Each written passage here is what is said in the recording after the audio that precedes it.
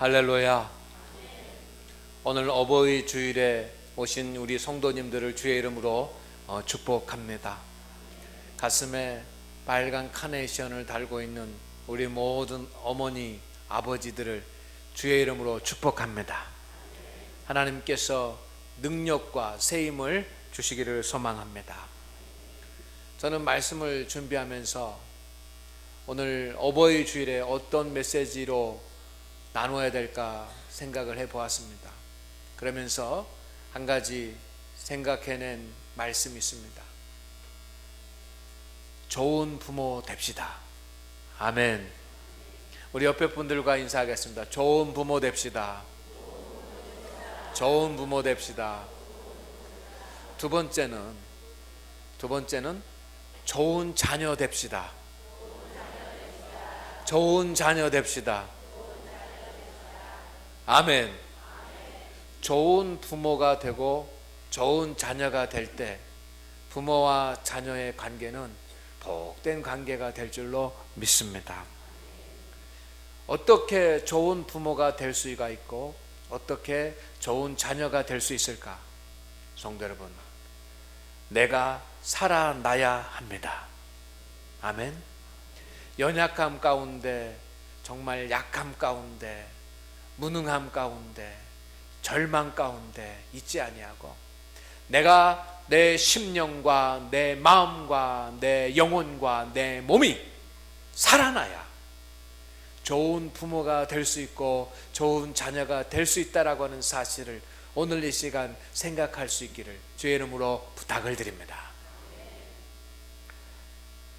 어린 시절에 다니던 초등학교들이 있습니다. 우리 성도님들도 다 어린 시절에 다니던 초등학교가 생각날 것입니다.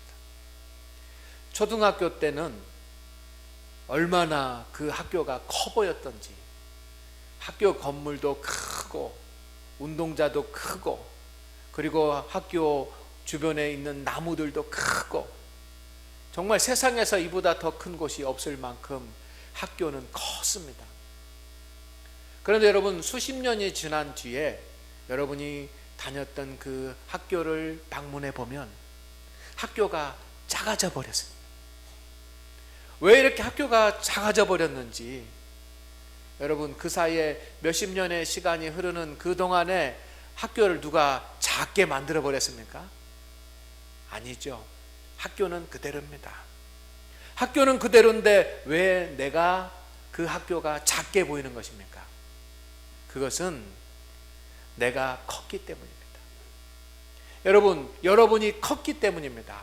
여러분의 마음도 커지고 여러분의 생각도 커지고 여러분의 몸도 커지고 이렇게 여러분이 커지다 보니까 그 어린 시절에 보았던 학교가 작아 보이는 겁니다. 여러분, 어린아이가 크게 느끼는 문제들이 어른들에게는 작고 아주 쉬운 일이 되는 경우가 많습니다. 내가 커지면 문제가 작아 보이고 내가 움츠러지고 작아지면 문제가 커 보입니다. 아멘. 여러분, 내가 살아나면 문제가 작아 보이고 내가 움츠러들고 내가 약해지면 문제가 커 보이는 것입니다. 그 문제는 똑같은데, 그 학교는 똑같은데, 여러분, 내가 크니까 그 학교가 작아 보이는 것이고 내가 커지면 똑같은 문제지만 그 문제가 작아지는 것입니다. 사울 왕과 소년 다윗이 골리앗을 만났습니다. 골리앗을 만났을 때 사울 왕은 어른이지만 움츠러들었습니다. 그가 약해졌습니다. 그러니까 골리앗이 더 커 보이는 것입니다. 그러나 소년 다윗은 어린 소년이었지만 그는 살아있었습니다. 그의 영혼과 그의 마음이 살아있었습니다. 힘이 넘칩니다. 그렇기 때문에 골리앗은 크지만 골리앗이 작게 보이는 것입니다. 상황과 환경이 그대로 있더라도 내가 어떤 상태인가에 따라서 문제의 해결 능력이 달라질 수 있습니다. 똑같은 환경, 똑같은 문제, 똑같은 십자가지만 내가 작아지면 문제가 커지고 내가 커지면 문제가 작아지는 것입니다. 오늘 시편 119편의 말씀을 읽어드렸는데 이 시편 119편을 쓴 성도는 하나님 앞에 오늘 이렇게 기도합니다. 나를 살아나게 하소서. 우리 다 같이 한번 해볼까요? 나를 살아나게 하소서. 시편 119편 오늘 본문 말씀에 나를 살아나게 하소서라고 하는 말씀이 2번 기록이 되어 있는데 시편 119편 전체에는 나를 살아나게 하소서라고 하는 기도가 5번 들어있습니다. 25절에 주의 말씀대로 나를 살아나게 하소서. 오늘 읽은 37절 말씀에 주의 길에서 나를 살아나게 하소서. 40절 말씀에 주의 의로 나를 살아나게 하소서. 88절 말씀에 주의 인자하심을 따라 나를 살아나게 하소서. 107절 말씀에 주의 말씀대로 나를 살아나게 하소서. 나를 살아나게 하소서. 왜 자신을 살아나게 해달라고 하나님 앞에 그렇게 시편 119편을 쓰면서 5번이나 하나님 앞에 간곡하게 간절하게 간청하며 기도하는 것입니까? 이 시편 119편을 쓴 성도가 자기 자신이 지금 살아있으나 죽은 자 같게 느껴지기 때문입니다. 사도 바울은 믿음의 성도는 죽은 자 같으나 산 자라고 했습니다. 아멘. 성도는 겉으로 볼 때는 죽은 자 같고 환경적으로 보면 죽은 자 같지만 성도는 살아있는 자입니다. 이것이 성도입니다. 그런데 오늘 시편 119편의 이 성도는 자기가 살아있는 것 같지만 죽은 자 같기 때문에 나를 살아나게 하소서, 나를 살아나게 하소서라고 하나님 앞에 간절히 기도하고 있습니다. 여러분, 참으로 살아있다라고 하는 것이 무엇입니까? 오늘 우리가 살아있기 때문에 이 자리에 와서 하나님 앞에 예배하고 하나님 앞에 찬송을 드리고 하나님 앞에 영광을 돌립니다. 살아있다라고 하는 것이 무엇입니까? 바쁘게 움직이는 것, 이게 살아있다는 증거입니까? 물론 바쁘게 살아가는 것, 이것도 살아있기 때문에 가능한 것입니다. 그러나 심리학적으로는 참으로 살아있다라고 하는 것은 3가지를 가지고 있느냐라고 하는 것에 달려있다고 합니다. 첫째, 기쁨을 가지고 있느냐. 아멘. 여러분, 내가 참으로 살아있다라고 하는 것은 내가 하루하루를 살아가면서 내 심령 안에, 내 마음 안에 기쁨이 있는 자가 참으로 살아있는 자입니다. 내 마음 가운데 기쁨이 소멸되지 않고 기쁨이 날마다 채워지는 것, 그것이 우리가 살아있다는 증거입니다. 참으로 살아있다라고 하는 증거입니다. 우리 성도들 가운데도 늘 기쁘게 살아가는 성도들이 있습니다. 얼마나 복이 좋은지, 얼마나 감사한지 봅니다. 뭐가 그렇게 기쁜지 매일매일 기쁘게 그렇게 살아가면서 얼굴을 환하게 웃고 만나면 제가 행복해집니다. 그렇게 기쁘게 사는 성도 있어요. 이게 참으로 살아있는 증거입니다. 2번째, 참으로 살아있다라고 하는 것은 열정이 있느냐라고 하는 것입니다. 열정이라고 하는 것은 어떤 일을 하든지 열심히 자기의 에너지를 다 쏟아가지고 최선을 다할 수 있는 것, 이것이 열정입니다. 이게 참으로 살아있는 사람입니다. 그가 공부를 하든지 그가 직장에 다니든지 그가 사업을 하든지 무엇을 하든지 참으로 그의 영혼과 그의 몸과 그의 마음이 살아있는 사람은 열정적인 사람이 됩니다. 참으로 살아있다라고 하는 3번째 특징은 소망을 가지고 있다는 것입니다. 여러분, 그가 지금은 낮은 자리, 연약한 자리, 가난한 자리에 있다고 할지라도 그의 심령이 살아있고 그의 마음이 살아있고 그의 몸이 살아있는 자는 소망을 갖고 살아갑니다. 아멘. 여러분, 지금 여러분 안에 여러분 얼마나 바쁘게 우리가 살아갑니까? 새벽부터 시작을 해서 밤늦게까지 우리가 얼마나 바쁘게 살아갑니까? 그러나 바쁘게 사는 것이 우리가 살아있다는 증거가 아니고, 여러분 안에 기쁨이 있습니까? 여러분 안에 열정이 있습니까? 여러분 안에 소망이 있습니까? 살아있으나 죽은 자 같은 것은 심리학적으로 세 가지를 가지고 있는 것입니다. 아까 말씀드린 것에 반대입니다.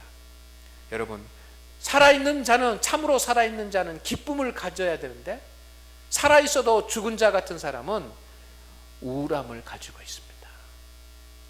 슬픔을 가지고 있습니다. 개그 콘서트를 봐도 웃지 못하는 거예요.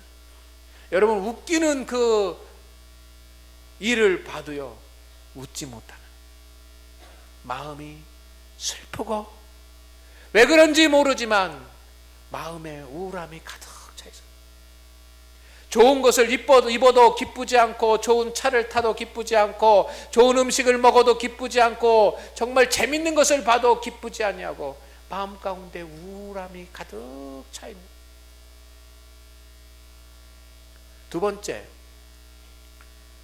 살아있으나 죽은 자 같은 사람의 특징은 뭐냐면 열정이 없다는 거죠. 열정.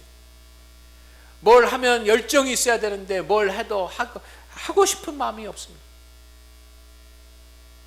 남들은 재미있다고 하고 남들은 열심히 하는데 그렇게 열심히 할 수 있는 에너지가 생기질 않습니다. 밥도 먹고 싶은 마음이 없어집니다. 무기력해집니다. 세 번째, 살아있으나 죽은 자 같은 사람의 특징은 뭐냐면 소망이 소멸되어져 가는 겁니다.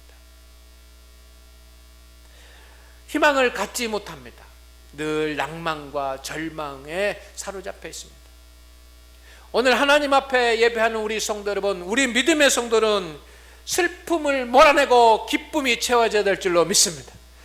나 앞에 나태함과 게으름과 무기력함이 몰아내지고 우리 안에 열정이 생겨야 하지만 합니다.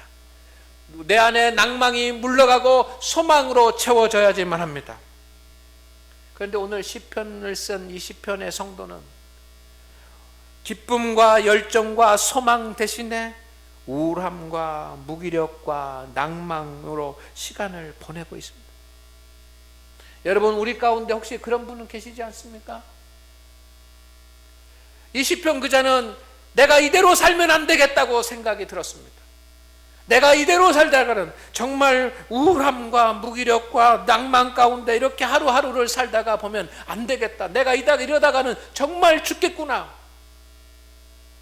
그래서 하나님 앞에 안 되겠다고 생각하고 하나님 앞에 기도합니다. 주님, 나를 살아나게 하소서. 기도합니다. 그의 삶은 사람들의 비방거리가 되었습니다. 조롱거리가 되었습니다. 39절에 보니까 내가 두려워하는 비방을 내게서 떠나게 하소서. 42절 말씀을 보니까 나를 비방하는 자들이라고 하는 표현이 나옵니다. 그는 연약해져서 사람들의 비방을 받고 사람들의 조롱을 받는 그런 사람이 되었습니다.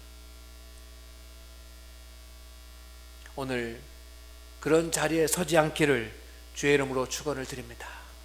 저와 여러분이 그렇게 되지 않기를 원합니다. 언제나 우리는 살아있는 영적인 능력을 가지고, 육적인 능력을 가지고 살아있는 존재로 굳게 서기를 주의 이름으로 축원을 드립니다. 왜 죽은 자 같이 되었는가? 오늘 이 시편의 기자가 왜 죽은 자 같이 되었습니까? 37절 말씀에 답이 있습니다. 허탄한 것을 바라보다가 그렇게 되었습니다. 오늘 말씀에 내 눈을 돌이켜 허탄한 것을 보지 않게 하시고 주의 길에서 나를 살아나게 하소서. 그렇다면 무슨 뜻입니까? 지금까지 자기의 눈을 바라보는데 무엇을 바라보냐면 허탄한 것들을 바라보았다는 것입니다. 여러분, 허탄한 것들을 바라보면 우리의 심령이 약해집니다. 요한 사도는 그 허탄한 것을 가리켜서 육신의 정욕과 안목의 정욕과 이생의 자락이라고 말합니다. 쾌락과 욕심과 허세가 허탄한 것이랍니다. 그러나 세상의 사람들은 그 허탄한 것들을 바라보고 살아갑니다. 쾌락을 바라보고 살아갑니다. 욕심을 부리면서 살아갑니다. 허세를 떨면서 살아갑니다. 허탄한 것들을 바라보면서 살아갑니다.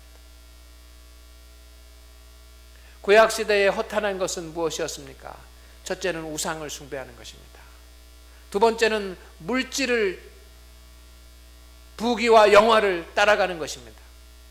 구약의 성경에는 우상을 숭배하고 물질과 부귀와 영화를 따라가는 것을 허탄한 것이라고 합니다. 이 시편의 기자는, 이 시편을 썼던 이 성도는 우상의, 하나님을 믿는 자였지만 우상을 섬기는 자들을 바라보고 우상을 섬기는 자리에 서기도 하고, 하나님을 섬기는 사람이었지만 그는 하나님보다 물질을 쫓아가고 하나님보다 부귀 영화를 쫓아가고 하나님보다 세상의 것들을 바라보고 하나님보다 더 세상의 것들에 치중하고 그렇게 살았습니다. 눈으로 보는 것은 별거 아닌 것 같지만 눈으로 바라보는 것 때문에 죽는 자가 되었습니다. 하나님을 바라보아야지만 하는 믿음의 사람이 세상을 바라보다가 죽은 자같이 되었습니다. 그래서 이렇게 고백합니다. 내 눈을 돌이켜 주옵소서. 37절 말씀에 보면 내 눈을 돌이켜서 허탄한 것을 보지 말게 하시고, 하나님, 내 힘으로는 안 됩니다. 하나님께서 내 눈을 돌이켜서 허탄한 것을 보지 않게 하여 주옵소서. 오늘 하나님을 예배하는 우리 성도 여러분, 저와 여러분은 하나님의 형상대로 창조되었습니다. 아멘. 하나님의 형상대로 창조되었다라고 하는 말은 최고로 창조되었다는 말입니다.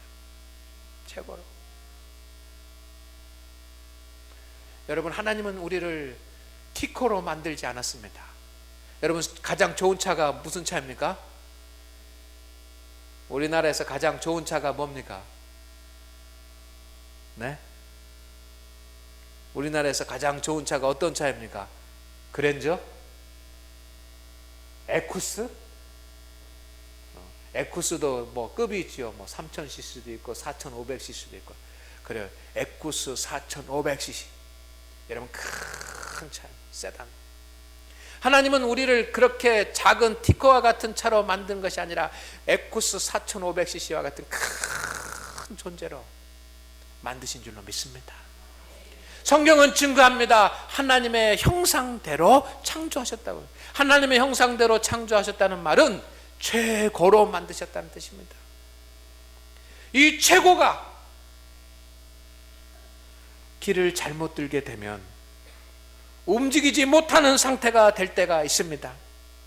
에쿠스 4500cc가 여러분 길을 잘못 들면 빠져가지고 움직이지 못할 때가 있습니다. 우리도 세상을 살아가다 보면 그와 같을 때가 있습니다. 시편의 성도가 그와 같은 형편이 됐습니다. 그러나 하나님께서 그 자리를 옮겨주실 줄로 믿습니다. 다시 살아나게 하실 줄로 믿습니다. 여러분, 여러분이 살아나야 가족이 살아납니다. 환경이 변하는 것보다 내가 살아나야지만 됩니다. 여러분, 부모가 살아나야 자녀가 살아납니다. 아멘. 여러분, 자녀만 아무리 살아나라 해서는 안 됩니다. 부모가 살아나야 자녀가 살아나는 것입니다. 내가 살아나야 문제가 해결될 수 있습니다. 내가 살아나야 사역, 주님 앞에 하는 사역이 제대로 될 수가 있습니다. 살아납시다. 오늘 하나님의 형상대로 창조된 우리가 길을 잘못 들어서 이렇게 움직이지 못하고 좌절하고 낭망하는 성도들이 있습니까? 주님, 나를 살아나게 하소서. 살아날 수 있기를 주의 이름으로 축원을 드립니다. 살아난다라고 하는 것은 하나님이 만들어주신 최고의 형상대로 회복되어지는 것입니다. 여러분, 회복되기를 간절히 소망합니다. 여러분, 나이가 많으신 분도 계십니다. 또 육체의 문제를 가지고 건강에 문제가 있는 성도들도 있습니다. 물질의 문제 때문에 염려하는 성도들도 있습니다. 자녀들 때문에, 특별히 자녀들이 아파서, 자녀들이 병원에 입원하여 있고 자녀들이 아파서 기도하고 있는 성도들이 있습니다. 자녀들의 물질의 문제 때문에 하나님 앞에 기도하는 성도들이 있습니다. 여러분, 이 모든 것들은 문제가 안 될 줄로 믿습니다. 나이도 육체도 물질 문제도 하나님께서 넘어서게 하실 것입니다. 우리가 살아나면 모든 것들을 다 감당할 수 있습니다. 그런데 살아나는 것은 오직 하나님만이 하실 수 있습니다. 그래서 시편 기자는 내가 살아날 것이다 라고 하지 않습니다. 나를 살아나게 하소서 합니다. 여러분, 설교를 마치겠습니다. 따라하겠습니다. 내가 살아나면 문제가 작아 보인다. 할렐루야.